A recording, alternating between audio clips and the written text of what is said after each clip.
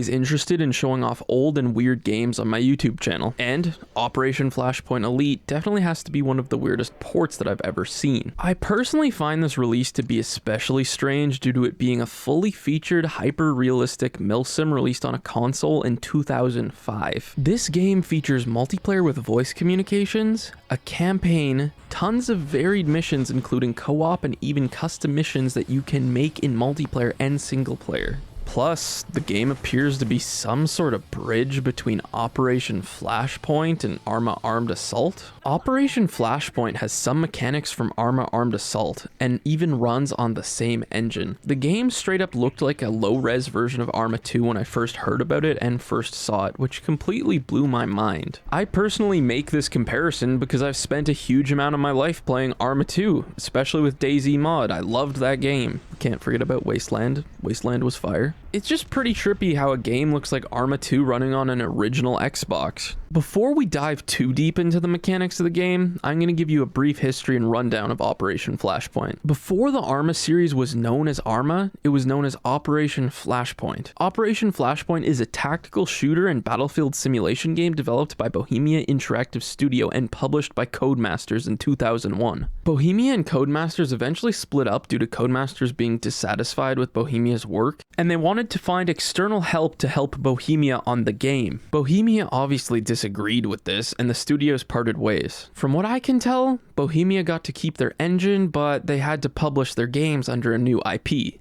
aka Arma.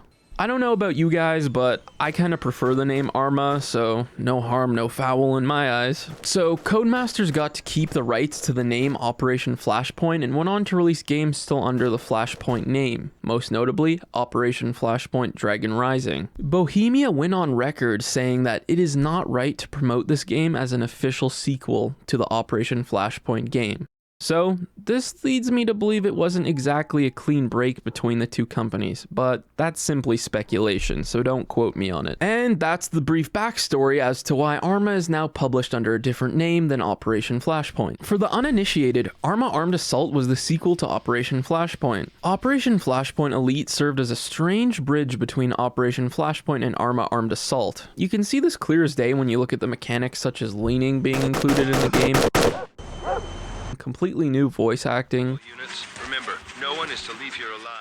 Character models, and terrain objects. It's like making a port of Operation Flashpoint to their new engine was preparation or an experiment for Bohemia to ready and prepare themselves for the Arma Armed Assault. This is a similar situation to how Max Payne 3, they were also making Max Payne 3 and getting profit from that, but it was a bridge to GTA 5 for the new graphics engine and the new physics systems. It's pretty much a genius developer move to beta test your actual game by making a whole other game and then selling it for profit. And in this situation though, you never know if Codemasters was just pushing them to do something, as, you know, they had conflict. Back to this game being a bridge between the two games, some of the new assets used in Operation Flashpoint Elite were actually reused in Arma Armed Assault. While not all of the assets were ported over to Arma Armed Assault, to me this is proof that remaking Operation Flashpoint in Real Virtuality 2, which is the Arma Armed Assault engine, was simply practice and a way to get a buck before they made their new game. I'd love for an original developer to comment and let me know if my theories are true.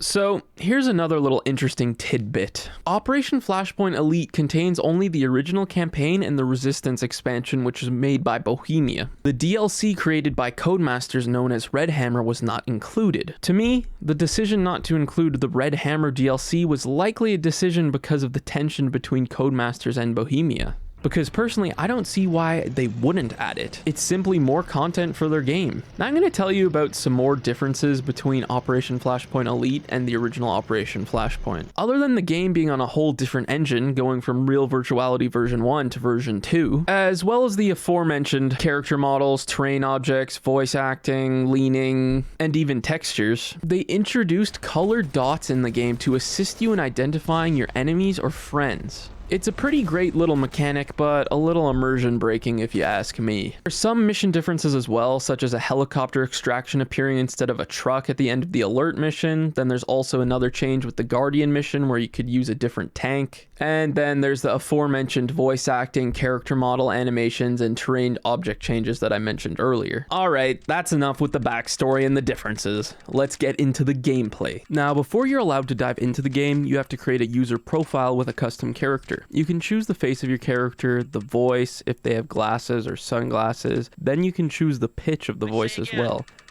I say again. I say again. I say again. I say again. I say again. I say again. I say again. I say again. These are features from all the other Arma games. Interestingly enough, they decided to make the decision to make that Xbox Live voice mask from back in the day, you know, the Dark Master filters and all that good stuff. Well, they decided to bake it right into when you make your profile. So you also can choose that when you're here. Your controller settings being tied to this area makes sense, but the audio, that kind of confuses me. I've never seen that in a game before. The gameplay is obviously virtually identical to Arma Armed Assault or Operation Flashpoint. You know, combined with the grace of playing a milsim meant for a keyboard and mouse on a controller? That being said, I think they did a really good job at bringing this game over to the console. It goes without saying that this also includes the classic Arma movement jank that we know and love, such as clipping through an entire wall while using a vehicle. That reminds me, there is third person in this game. I thought they would have omitted it, but I'm glad that they kept it in. How else would you have fully experienced the awkward and unnatural movement of the early Arma games? Arma fans will be happy to know that they left the scroll wheel menu intact. I would call it a D-pad menu in this time, because that's how you interact with it. And when you finished scrolling and you finally selected something you want to pick, you press A to select it. The game is pretty much an exact copy of the PC version, and it works perfectly from what I can tell. The Arma series heavily relies on the scroll wheel menu to interact with the world, and because that feature is present in this console version, you can still interact with the world to the same degree as the PC version as far as I'm concerned. You also retain the ability to command soldiers using the D-pad, and the experience feels relatively compromise-free, but that being said, controlling a squad in Arma just has never felt that great to me anyway. The AI is pretty bad in these games. The AI just, like, it moves so awkwardly and strangely, and then they've got, like, aimbot sometimes. It's, yeah, the AI has never been the strong point of these games. There is an inventory system in this game as well.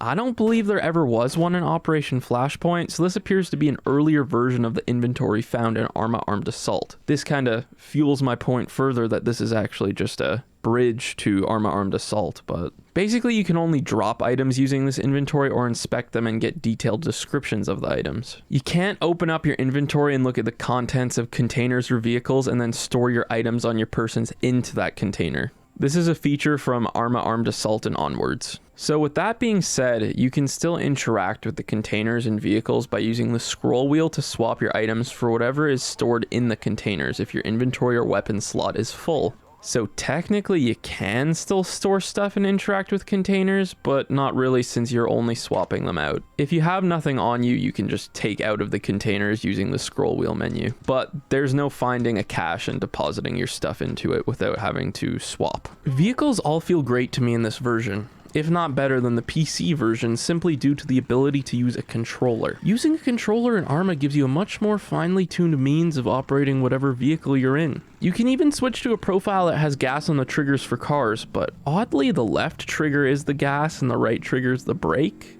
This is just like the strangest possible thing, given that racing games on the original Xbox pretty much all used the right trigger for gas. Anyhow, vehicles are about as you'd expect for the Arma series. You've got the helicopters, the boats, the cars, the tanks, and the bikes. I've always loved these varied vehicles that are in the Arma games, and they're just as fun here as they've ever been. Another thing that I noticed is that helicopters also feel great and are debatably easier than using the keyboard and mouse on PC. I'm still terrible at landing though, even in this version of Arma.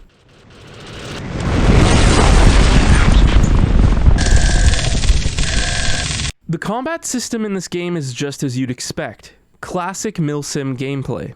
That classic milsim gameplay combined with the leaning of this version is pretty awesome. Sadly though, it's a little rough around the edges due to the fact combat is taking place on a controller at long range. But That is something that I'd like to take a second to admire but also laugh at. Bohemia managed to bring this game over to a controller by adding crazy strong bullet magnetism. Arma is notorious for long-range combat. Pretty much anyone who's played a shooter both on PC and console can tell you that long-range aiming is painful with a controller. This is due to the lack of precision that a joystick provides. When it comes to aiming, a mouse is just far superior. To remedy this issue, they gave the player such strong bullet magnetism that the first time I ever saw it, it was hilarious to me. Just crazy how far away your crosshair can be and shots will still land. It borderline feels like you have an aimbot. Everyone, move to bush. 12 of them.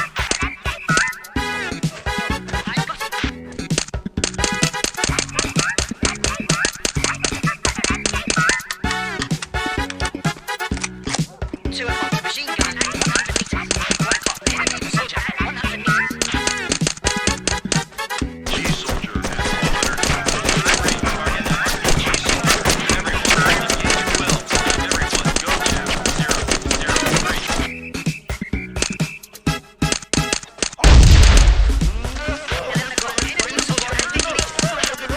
Obviously they had to do this or else the game would have been a nightmare. This game is a direct port of a PC game with long-range combat. It's just crazy how far your crosshair can be and shots will still land. I won't lie, I am simply not a fan of campaigns and milsim games. I played a couple missions to see what it was about, and I'm sure some of you could enjoy it. The voice acting is pretty alright, but like I've said in my Sims video, I'm just not gonna torture myself by playing something I'm not interested in playing. And personally, I think more of you should pick up that philosophy. With an Arma game, I'd rather play multiplayer, some co-op, or maybe some one-off missions where I can optimize my play until I can just pull off the mission perfectly. But I'm glad there's a campaign there for those of you who enjoy that sort of thing. Whoo boy! I absolutely love the one-off scenario missions in the Arma games, and I absolutely love them in Operation Flashpoint Elite. There are some pretty awesome and entertaining one-off missions present in this game. Alright, I'm going to give you a bit of a rundown. So you've got your single missions, but within this menu there are 3 options of the types of missions that you can play. So you've got your default scenarios, instant action where it places you right in the middle of all the action, and finally you can play custom missions that you've created. I'm a pretty big fan of the convoy instant mission in this game, and I also love it in Arma Armed Assault. In this mission, you are given landmines, satchel charges, and an RPG to try and stop a convoy. It's just way too much fun to set up all your mines and satchel charges, then sit up on the hill beside the road, proceed to take out the whole convoy with your mines and satchel charges, RPG off any remaining vehicles, and then pick off any survivors with your rifle. Then finally, you hightail it out of there. There's just all sorts of interesting and fun missions to dig into. Another one of my favorite instant missions is the race mission, where you get to drive all the various cars, trucks, buses, bikes, which is just a load of fun. When you run over the civilians that are on the race map, they make this extremely awkward cry of pain, and then they awkwardly begin to crawl in front of the vehicle that just hit them going over 50 miles per hour.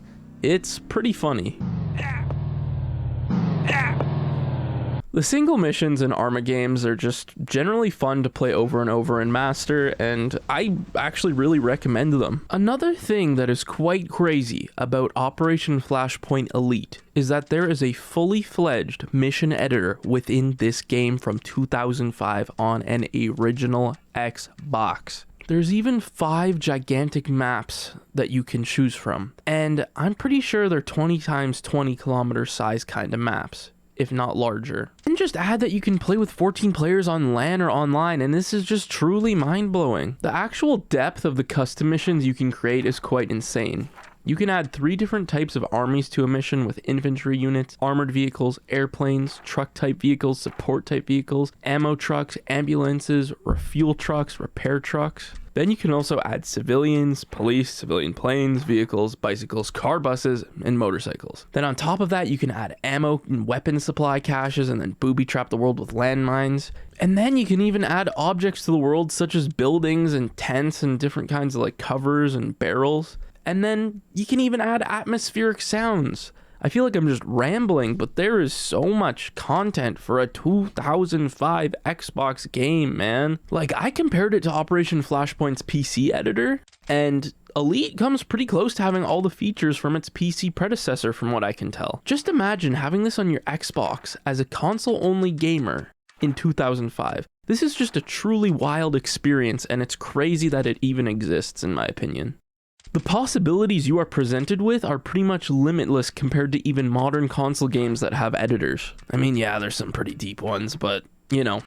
So I can't really say that I'd personally have a great time using a mission editor like this on a controller. You know, I messed around with Halo Reach Forge, Halo 3 Forge, and had a blast with that, but after doing these kind of things on the PC, you can't really go back. It's just painstakingly slow. But I think this is all made up for when you realize this is a game from 2005 and that you could just use these custom missions on Xbox Live or on LAN. Like, that's wild, man. I don't really remember encountering any customizability this early on other than Thug 2. And I'm talking about mission customizing and level customizing on console games. I can't think of any other level editors or mission editors or map editors that are just this in-depth. What other games on consoles had this much depth? I know for a fact there are some, that's why I'm asking, so seriously, just let me know in the comments. Personally, I think off the top of my head, after 2005, there's Halo 3, Halo Reach, Far Cry 2, great games. The multiplayer is still playable within Operation Flashpoint Elite to this day thanks to System Link.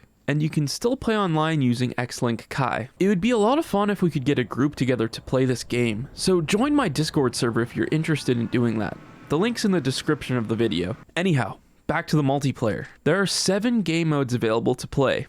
Deathmatch, Capture the Flag, Flag Fight, Cooperative Missions, Team Missions, Sector Control, and Hold Location. The maximum amount of players that can join each match appears to be about 14, but it varies from game mode to game mode. Speaking of game modes, each type has a list of around 10 different related modes within it that you can play. For example, inside of Deathmatch, there's Team Deathmatch, 3-Team Deathmatch, Straight Up Deathmatch, and some other nice choices that you can choose with minor variations to gameplay, player count, goal, or map location. All the other game modes have the same kind of deal going on. Slight variations to the player count, gameplay, or goals. But with that being said, let me do my best to give you a brief explanation of each game mode. Deathmatch is obviously where you shoot each other, and that's the only goal. Capture the Flag is where you, of course, have to capture the enemy's flag to gain points. Then there's Flag Fight, which seems to be some sort of spin-off on Capture the Flag. I didn't get to test it. Then, of course, you've got Cooperative Missions, which are co-op missions that you can play with up to 14 players. Some of them are only 2, 4, or 8 players, which is pretty awesome that they have that kind of variation for co-op missions.